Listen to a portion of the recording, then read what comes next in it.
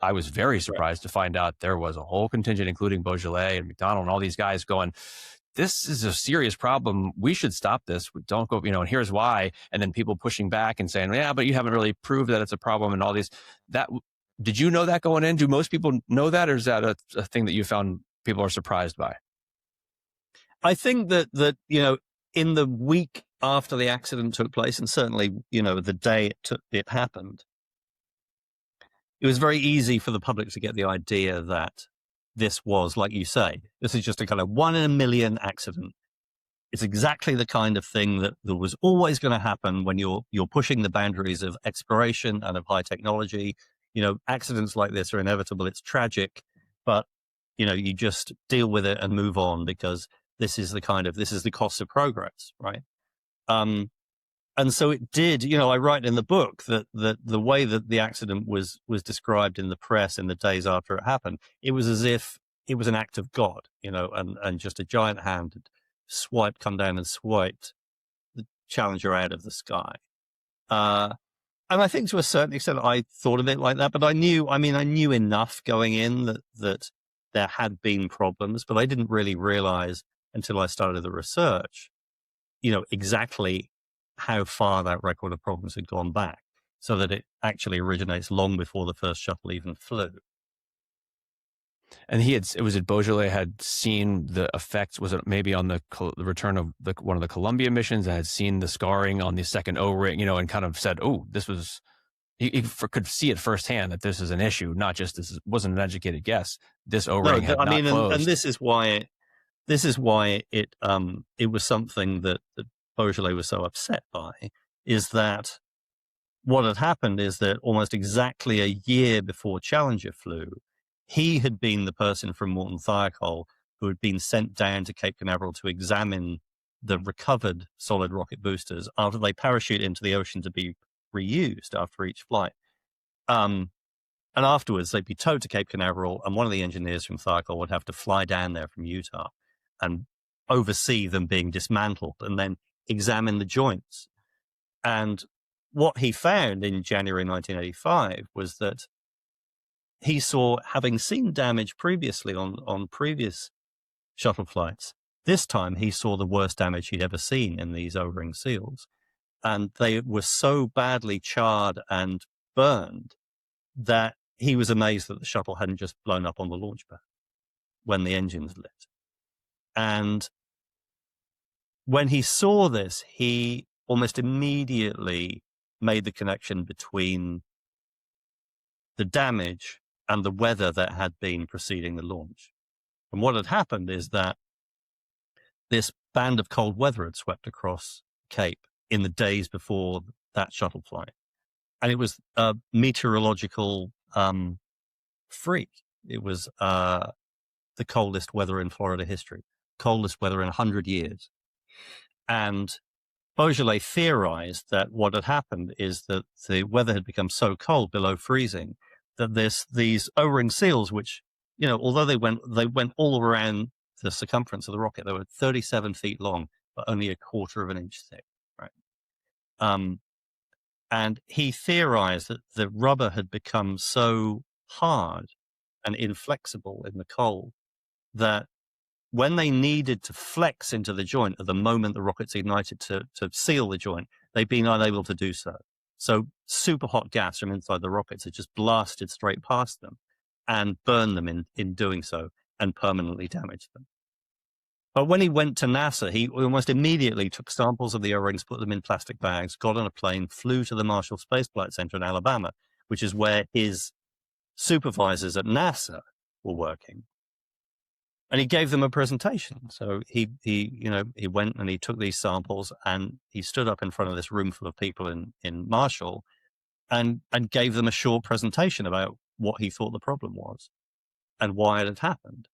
And at the very end, he was very nervous about saying this, because he knew that if he mentioned the cold, then there would be limitations on when the shuttle could launch that would really upset the future planning for the program. It would mean they would have to scale back their frequency of launches.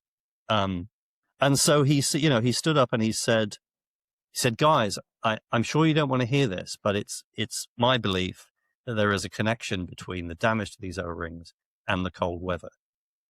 And he wrote afterwards that this was greeted for a few moments with total silence. And then a voice from the back of the room said, "You're right, Rog. We don't want to hear it."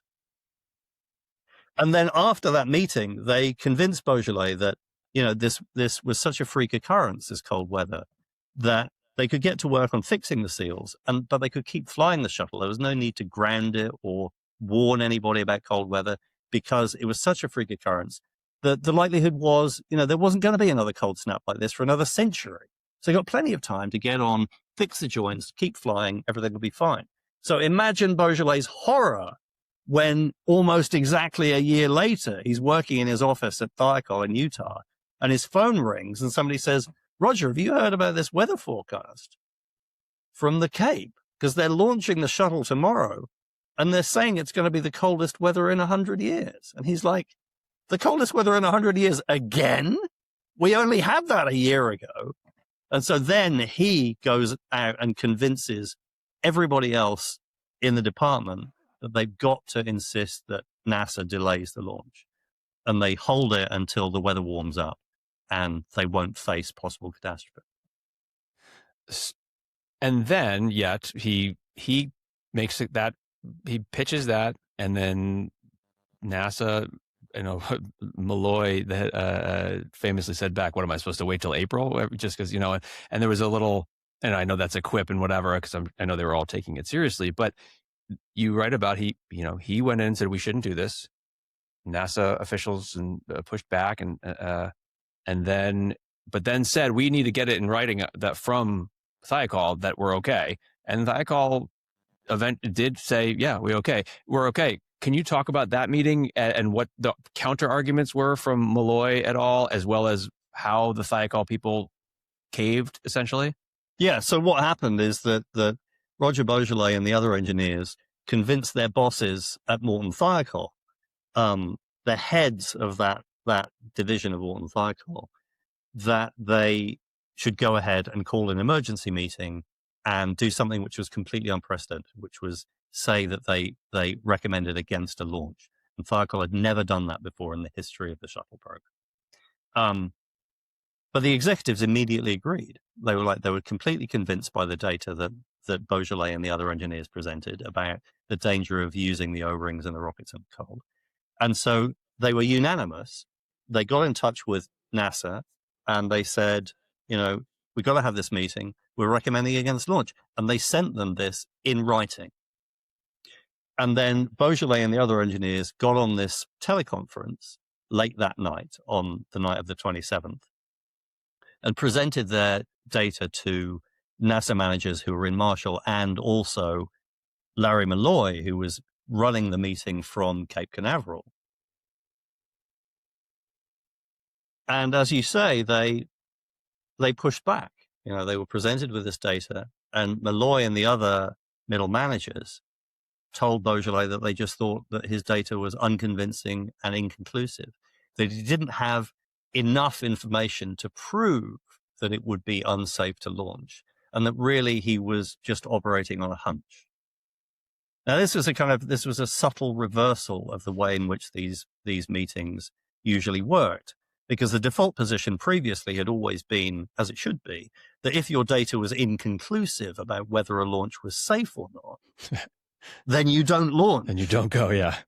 But what Malloy was suggesting was that because their data was inconclusive, then it was fine to go ahead. But at this point, it still wasn't too late. But what happened then is he essentially put pressure on the executives in the Morton Thiokol conference room, who, as you mentioned earlier, were very keenly aware that they were in a position about negotiating over whether or not their billion-dollar contract to manufacture solid rockets for NASA was going to be put out to tender to a competitor. And indeed, they had a meeting scheduled for the next morning to discuss this very issue with NASA. So they knew that they didn't want to upset their biggest customer at this point in the day. So then they asked to have a 5-minute caucus and get off the phone and have a meeting amongst themselves, and then, get back with further thoughts.